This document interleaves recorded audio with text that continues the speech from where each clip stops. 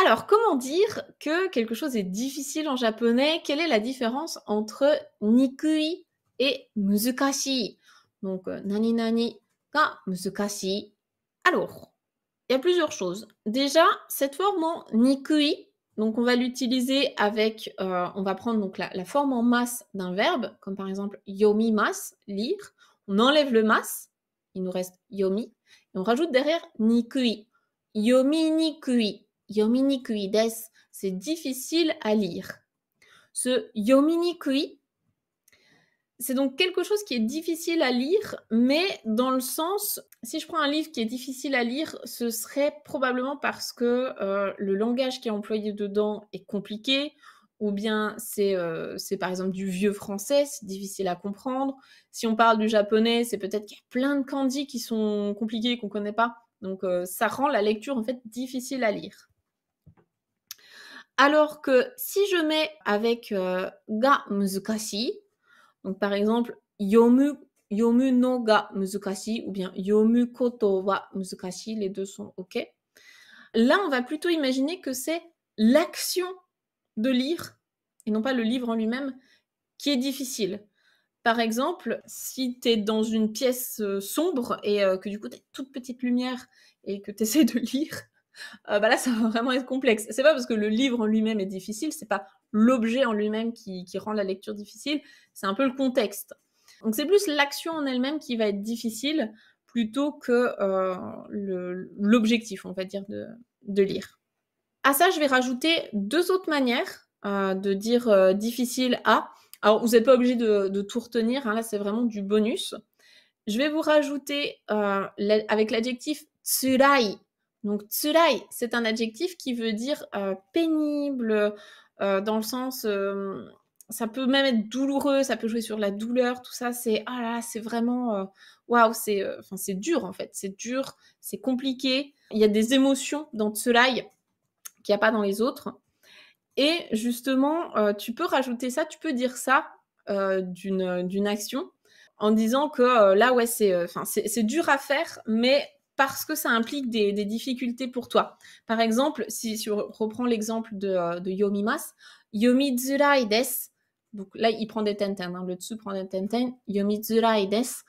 Là, c'est peut-être parce que c'est chargé émotionnellement pour toi. Je sais pas, tu as reçu une lettre, je dis n'importe quoi, de rupture par exemple, ou une lettre vraiment qui est très très très chargée émotionnellement. Là, c'est très très dur à lire. Tu vois, c'est pas que le texte en lui-même est difficile à lire, c'est pas que t'as pas de lumière et tu peux pas lire, c'est juste que ça te fait du mal de lire ça. C'est difficile à lire pour moi.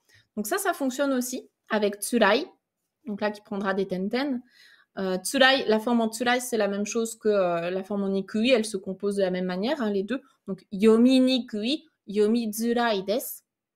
Ça fonctionne pareil. Et petit bonus, mais là c'est vraiment le bonus top top parce que là c'est plutôt classé en GLPT 2 voire 1. C'est un type de langage qui est beaucoup plus élevé et donc que tu rencontreras probablement beaucoup moins dans ta vie de tous les jours. C'est la forme en gatai. Gatai. La forme en gatai, si tu l'écris en kanji, elle reprend le même kanji que muzukashi. De base, c'est le même kanji les deux. Sauf que en général, quand on l'écrit gatai, on met pas le kanji. Vu que c'est de la grammaire, tout ce qui est nikui, tsurai, gatai, on va pas mettre le kanji. On l'écrit en hiragana. Là, c'est pareil. En fait, ça exprime vraiment la difficulté, mais c'est très très fort comme terme. C'est-à-dire que c'est vraiment la difficulté plus, quoi. C'est un truc qui est extrêmement dur à faire. C'est très formel et ça doit être en lien en fait avec tes idées. C'est-à-dire que c'est quelque chose qui est dur à comprendre, enfin dur à faire hein, d'un point de vue global. C'est quelque chose qui est dur, mais pour toi. Pas forcément, c'est pas une règle générale. Par exemple, je sais pas, t'as quelqu'un qui est, en plus là on est en période d'élection présidentielle, alors je vais pas rentrer dans la politique, mais il y a forcément des gens qui pensent d'une manière qui est complètement différente de la tienne, et tu te dis mais ces gens-là, juste je ne comprends pas comment ils peuvent penser ça. Donc pour toi, c'est difficile à comprendre. Pour les autres, peut-être pas. Il y a d'autres gens qui vont dire: «Bah non, moi je comprends totalement ce qu'elle dit, il y a pas de souci». Donc si pour toi, c'est vraiment difficile de comprendre ces personnes-là, tu peux utiliser cette forme en gatai.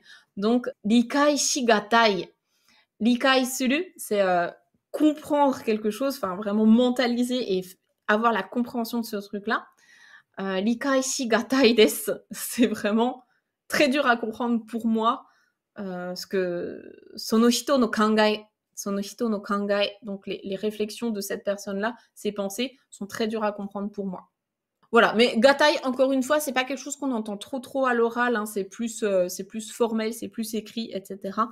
Donc déjà rester sur nikui, la forme en muzukashi éventuellement si tu veux l'utiliser, et puis zurai, ça peut aussi être pas mal en fonction des contextes. Voilà. Mais nikui, c'est déjà la base, c'est déjà bien.